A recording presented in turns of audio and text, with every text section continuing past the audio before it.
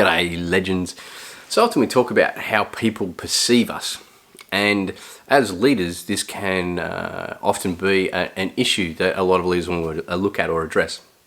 Now, realistically there's two poles. One is I care greatly about what people think of me. That can run down the line of a need to have them like me, and that's a need for acceptance. And the other pole can be, well, I don't give a rat's ass what they think. Now, interestingly enough, they're actually the same pendulum, just swinging at different poles. And it centers around the other person. Well, actually, it centers around you, but your opinion of the other person.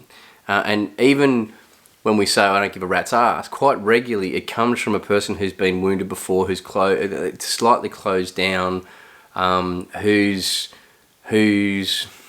can put themselves in a leadership position where they don't have a huge amount of empathy, because an interest in what other people think as opposed to what they think about me, but an interest in how they're going, what's going on for them, is a rich, nurturing, empathetic quality of a leader.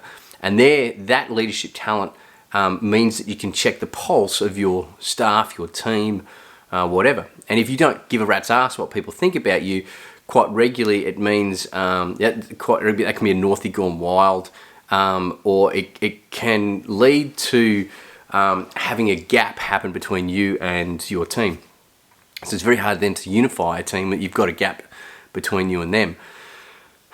On the flip side of that, the other side of the pendulum, where really, worrying what people think of us, that's because we're not grounded in ourselves. We've still got a lot of shame and guilt going on inside ourselves. Our self-esteem is still fairly low, self-confidence following that. And that can lead to behaviours which can be, it's the magician, it'll be the shadow side of the magician, it'll be the manipulator or the innocent one, and it'll attempt to, in some way, shape or form, manipulate people, the situation, etc., so that it's in our favour. And that more often than not falls apart simply because of the energy that's underlying that behaviour. And not only that, that person's acting from an imbalanced position, so they'll never truly operate from a purified leadership place.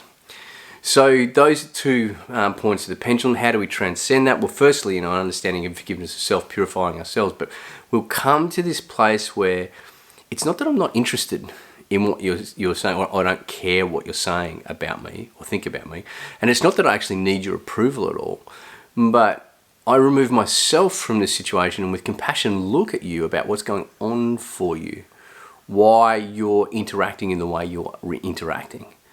And that level of desire to understand is bred from empathy.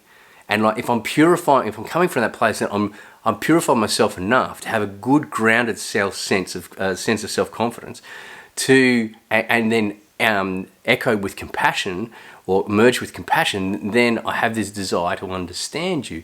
And then from that place, you can feel that the team will unify even more, simply because they realize that they don't have to agree with you as a leader, but you will hold space for them to be heard.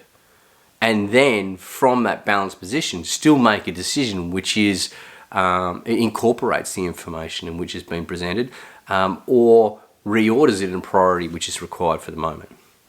Trust that's been worth it. Remember, caring so much about what other people think leads to a need for approval. Imbalanced leader. Not giving a rat's ass, again, imbalanced. Coming to that place of empathetically compassionate understanding of what's going on for another person, with a grounded sense of self-confidence, means I can receive feedback. I can ensure that it's constructive because I can vet that which I need to vet and let go of that which doesn't affect me, and I can really come from this balanced, powerful place. Trust that's been worth it. Much love.